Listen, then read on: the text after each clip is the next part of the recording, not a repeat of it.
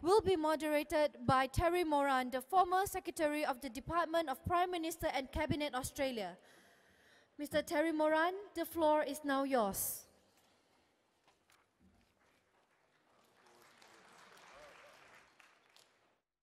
Well, thank you indeed, and welcome everyone to this session. I've been asked to speak briefly on China's rise, and I do have to leave at midday, so I'm sorry about that, but I thought I'd leave some thoughts with the panel, and they have their own, and then there can be proper interaction between a very highly distinguished panel and yourselves as a group.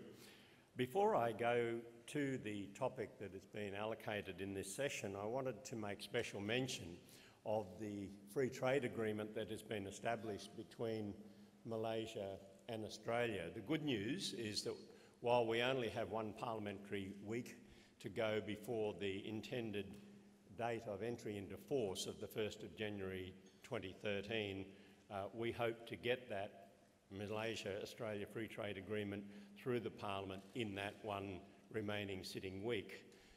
It will signal further liberalisation between Australia and Malaysia, which is good for both countries, and comes on the back of the ASEAN, Australia, New Zealand Free Trade Agreement. That is, we already had an agreement that included Malaysia.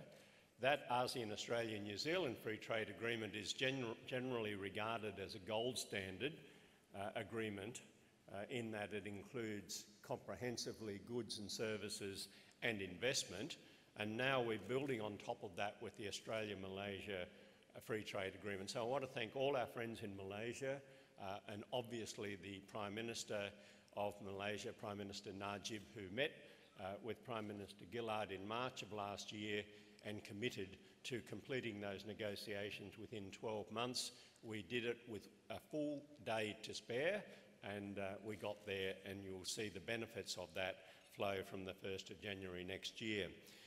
In respect of the issue of China's rise, we would argue as authors of the white paper on Australia in the Asian century that it is best regarded as China's re-emergence. For 2,000 years leading up to the Industrial Revolution, China had the biggest economy on earth and India the second biggest.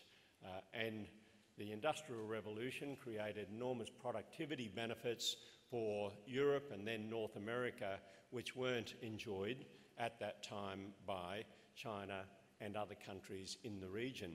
However, since the opening up of China's economy that really began in the early 1980s and has accelerated ever since, China itself has enjoyed remarkable productivity growth, its productivity growth being around 10% per annum, whereas that in the West is around 2% per annum.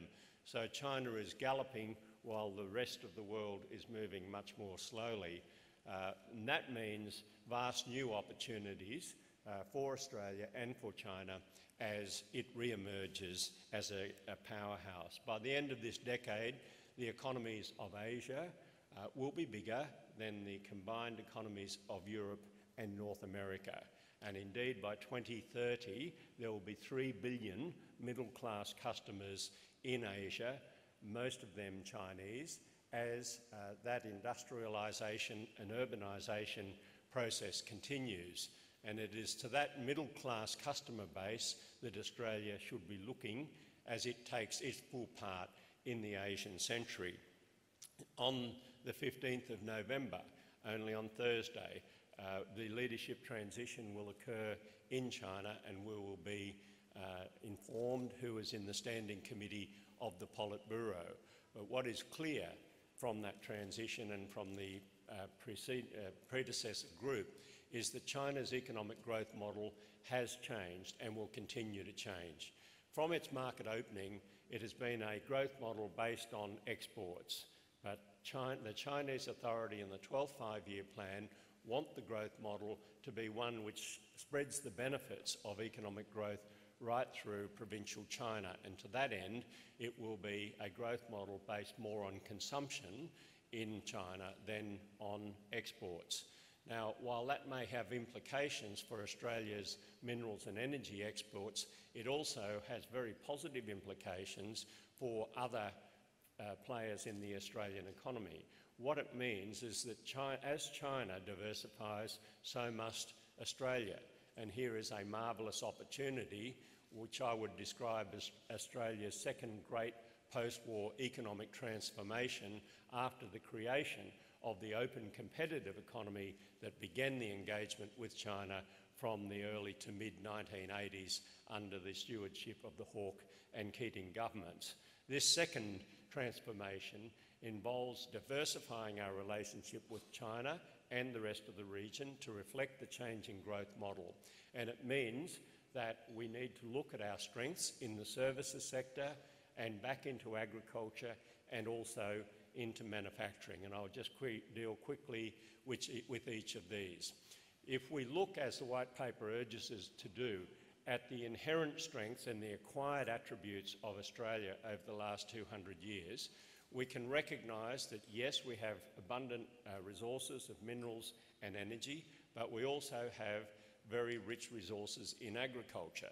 So a strength, as those middle-class customers emerge, will be Australia's capacity to produce premium quality agricultural products for the middle classes of Asia. The agricultural sector can convert from old economy to new economy, a great market-driven spur to regional development in our country. That is obviously an attribute that was given to us, a natural endowment, but we have others. We have a highly skilled workforce which we have acquired. We have a reputation as a clean, green producer with a very transparent legal system.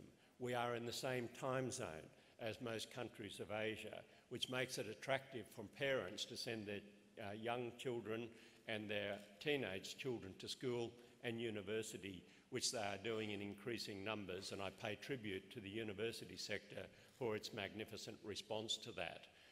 We have a good legal system and a good financial system with good prudential regulation. These are the sorts of acquired attributes that we now have and the strengths upon which we can build.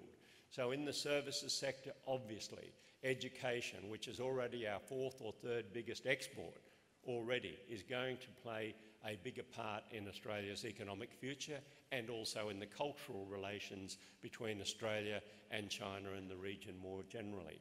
Tourism is set to boom. If we can get the settings right here with all our wonderful natural attributes, our great environmental assets, we need to provide high-quality tourism experiences because the middle classes of Asia are looking for those experiences and will pay them. When I took a delegation to China last August, not this one but the one before, it was of more than 100 businesses in the services sector, and you'll be pleasantly surprised at some of those. Our architectural firms, our design expertise, obviously our legal businesses, but we have so many services that can be competitive in the Asian century.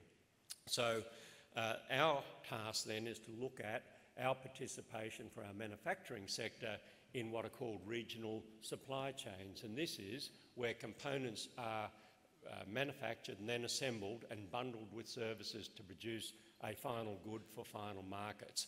Australia has not participated effectively in those regional supply chains, but here's an opportunity for Australia as a high-quality, high-tech component manufacturer to revive our manufacturing sector.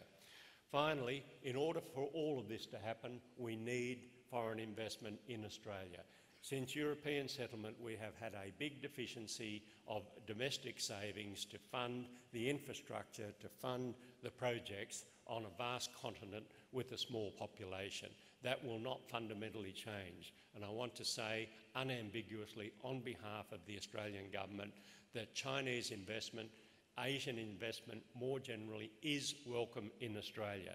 Yes, we do have a screening process for investment from state-owned enterprises, but please do not believe anything other than this government understands the vital importance, if we are to seize our opportunities in the Asian century, of Chinese and broader foreign investment in this country. Thank you very much indeed.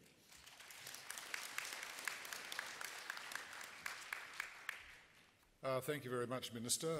My name is Terry Moran, and could I briefly introduce the other speakers in this session? It's a session which deals with China and the world, realising opportunities from partnerships with the rising dragon.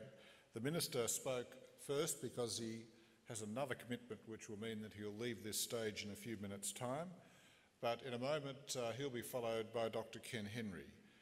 Ken has been Special Advisor to the Prime Minister of Australia and Chairman of the task force which has produced the paper Australia in the Asian Century. He looks at these issues from a background as a distinguished economist, but also from the perspective of a person who knows in depth much about Australia's relations into Asia. Following Dr. Henry is Professor Ed Byrne. He is the Vice-Chancellor and President of Monash University in Australia. I think it's Australia's largest university with extensive involvements in Asia and elsewhere. He returned not too long ago from University College London to take up this leadership role, and he is perhaps in an unusual position of being able to see Asia from an Australian perspective, but also from the perspective of the European Union, an entirely different perspective to that of Australia. Following the Vice-Chancellor, we're delighted to have the Ambassador to the People's Republic of China, His Excellency Chen Yuming. The Ambassador is both a professional observer of Australia and its position in the changing world, an interpreter also of China in that world to people in Australia. His perspectives will be particularly important.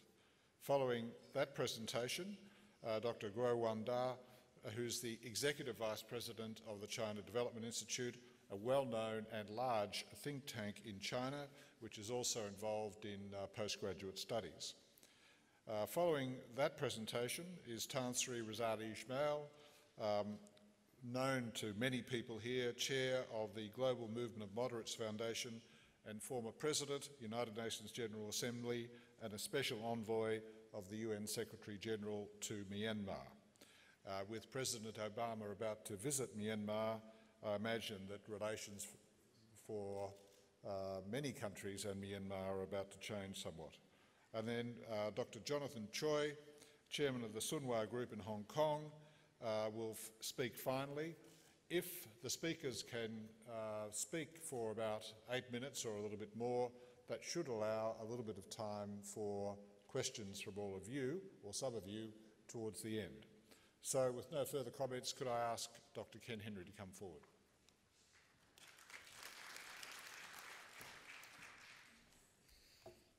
Well, thank you very much, Terry. It's a pleasure to be here in this audience.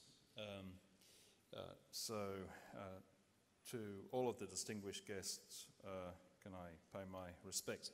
I'm going to make a few remarks about one of the issues that struck us in thinking about Australia's position in the Asian century. And these remarks relate to not only the spectacular scale and pace of the economic transformation that's occurring in Asia, which is truly nothing short of staggering, but also remarks about the shape of that growth and the implications of that pattern of growth for the pattern and the style of business in the Asian region and the implications of that for Australia. All of you would know, I think, that in just the past 20 years, China and India have increased their absolute economic size 6 times over.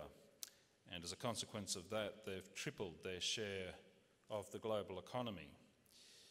If you were to go back a few hundred years to the Industrial Revolution of the 18th century in Britain, you would encounter a similar sense of profound change, but it really bears no relationship to what's occurring in Asia at the moment.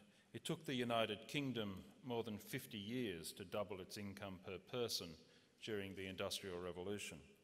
China's pace of urbanisation is about 100 times the scale of what happened in the United Kingdom, and it's occurring at 10 times the speed of what had happened in the United Kingdom during the Industrial Revolution. So that today, 40% of global economic activity occurs in Asia, and in the White Paper, it's been projected that by 2025, only 13 years away, that will rise to about 1/2 of global economic activity. 1/4 of global economic activity will occur in China. Asia will, in 2025, have 4 of the top 10 economies in the world. That's China, India, Japan and Indonesia. And by the way, those rankings don't change, even if one assumes very pessimistic growth scenarios for Asia. Well, as I indicated at the outset, this growth has been not only extraordinary in magnitude and in speed, but there's something peculiar about the pattern of growth that has significant implications for businesses in the region, including in Australia.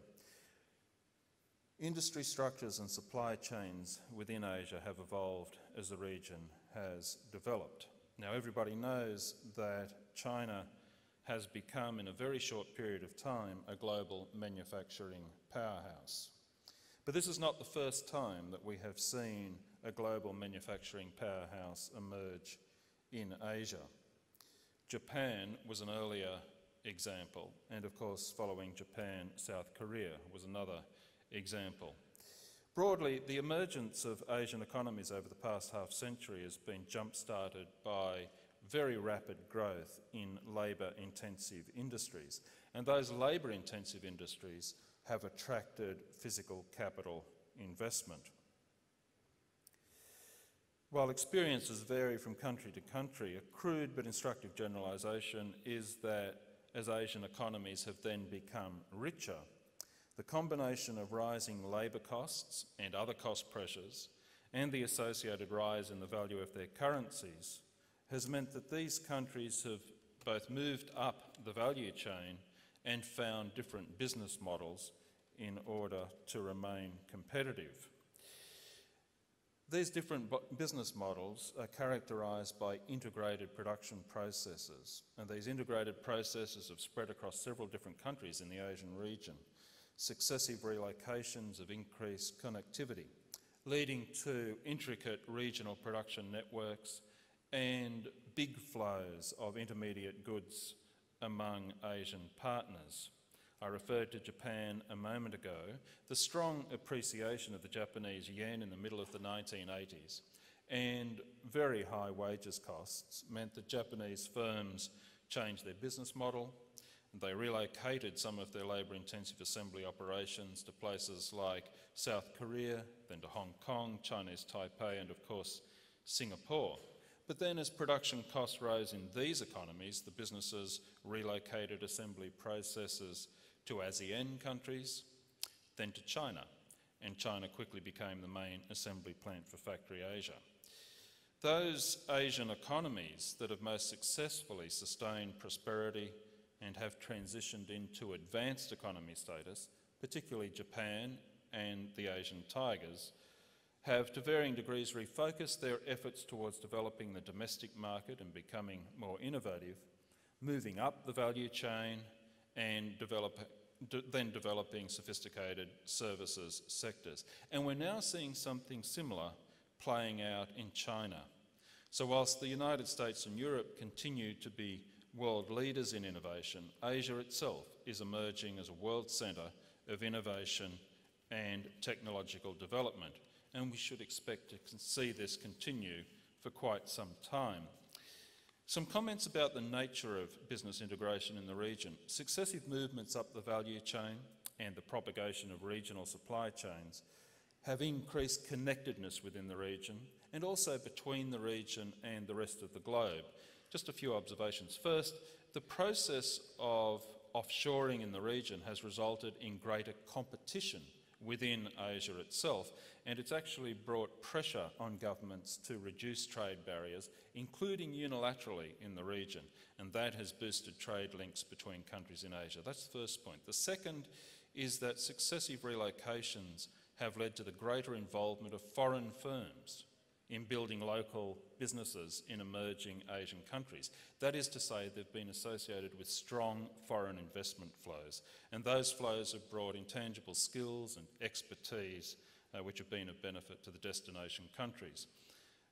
And then the third observation is that, and this shouldn't be any surprise, that China will play a greater role in originating these types of foreign investment flows and in spreading the benefits of foreign investment to the region and to the globe.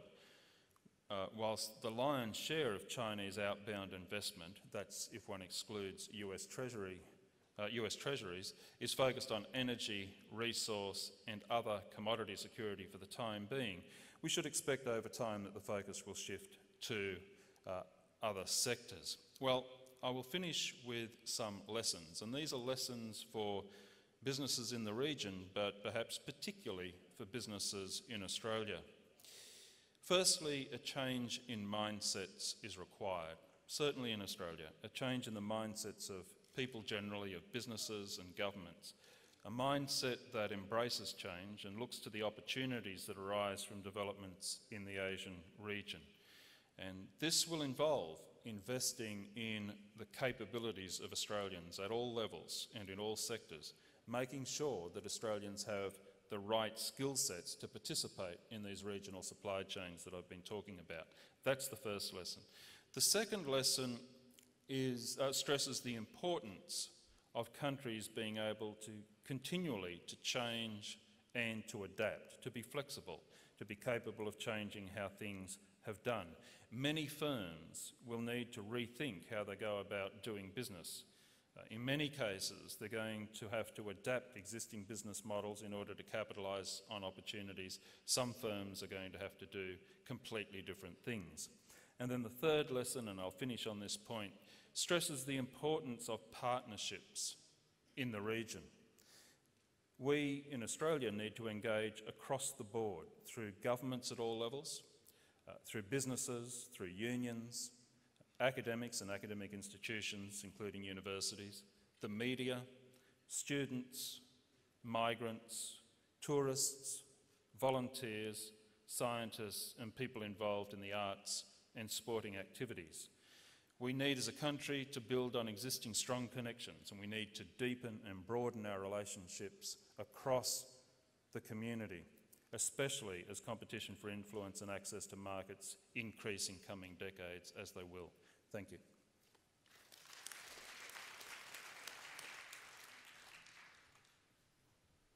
Could I now call Professor Ed Byrne to address you?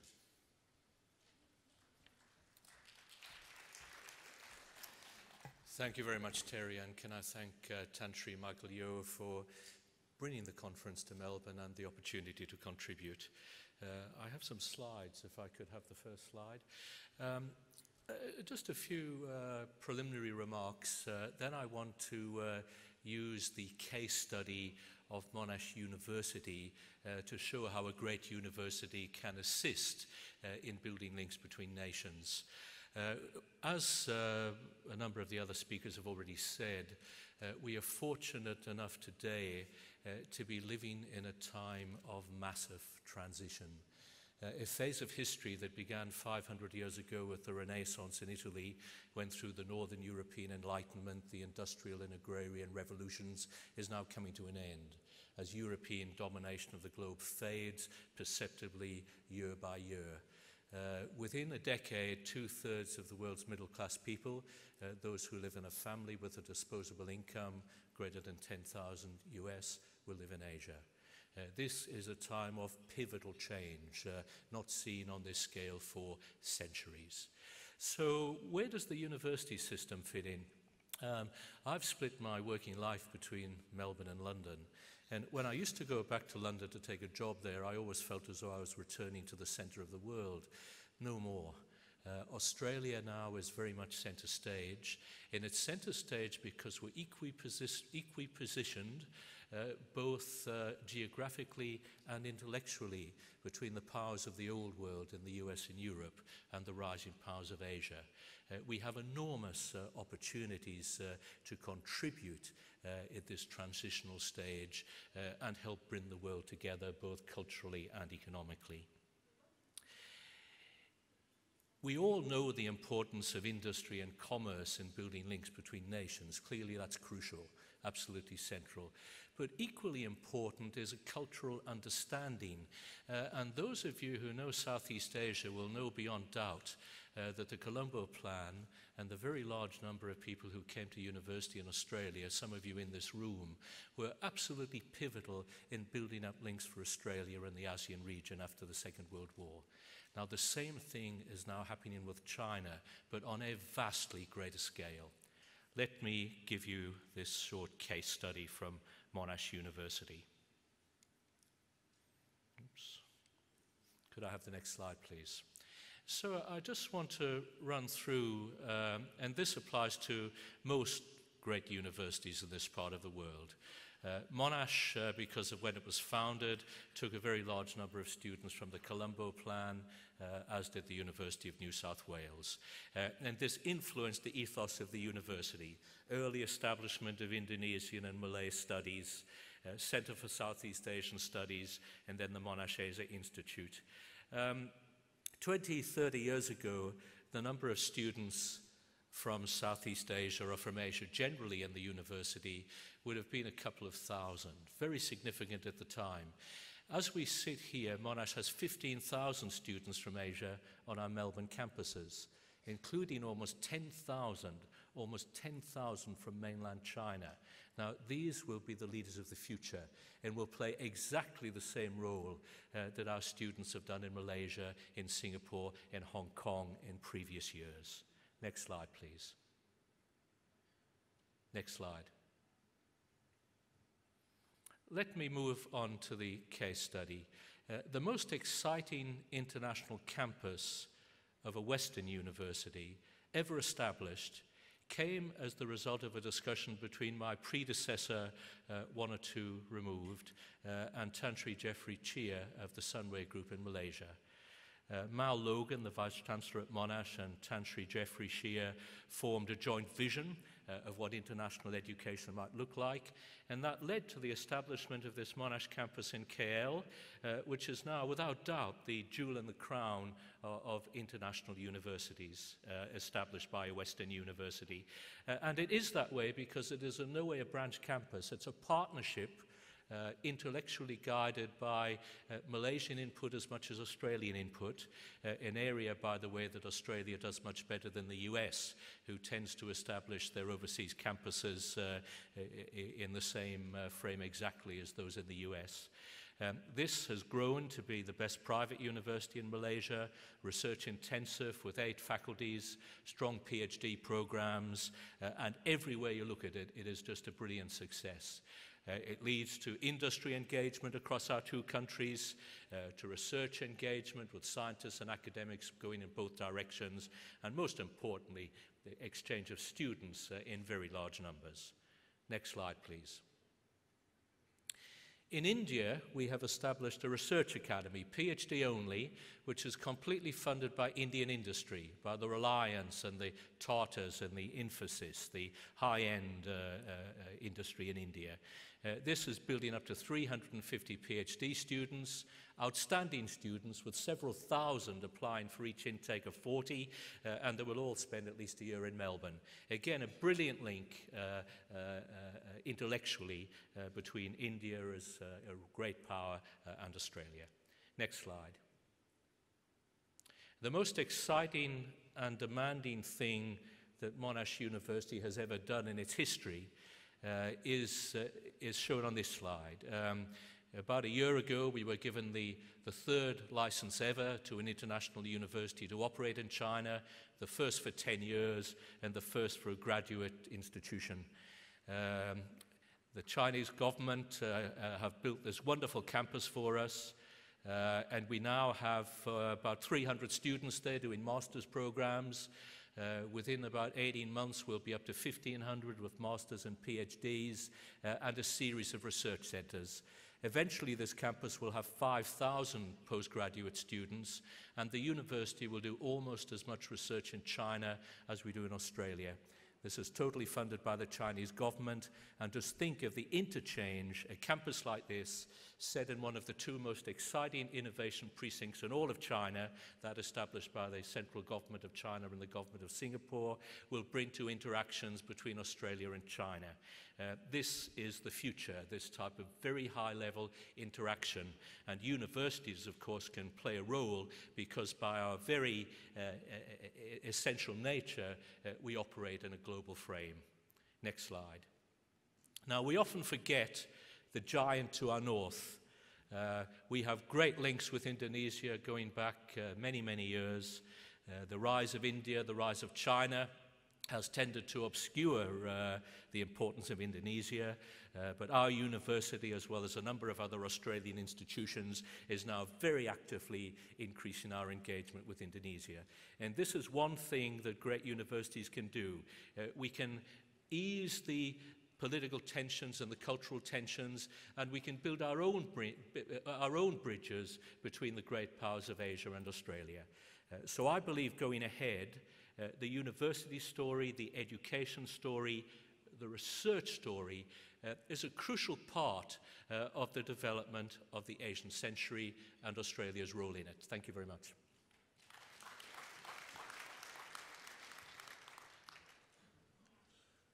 Thank you very much, Vice-Chancellor. Could I now call forward the Ambassador of the People's Republic of China, His Excellency Chen Yuming.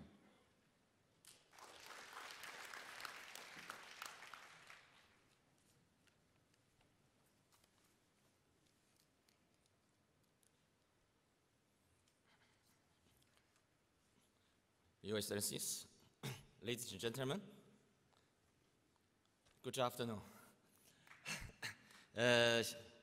尊敬的各位朋友、女士们、先生们，中午好。我很荣幸邀请参加世界华人经济论坛。I'm very honored and thank you very much to be invited in World Chinese Economic Forum. And my speech today is focused on China's development orientation. The 18th National Congress of Communist Party of China opened in Beijing on 8 November, so very recently. The Congress will conduct an overview of the general trend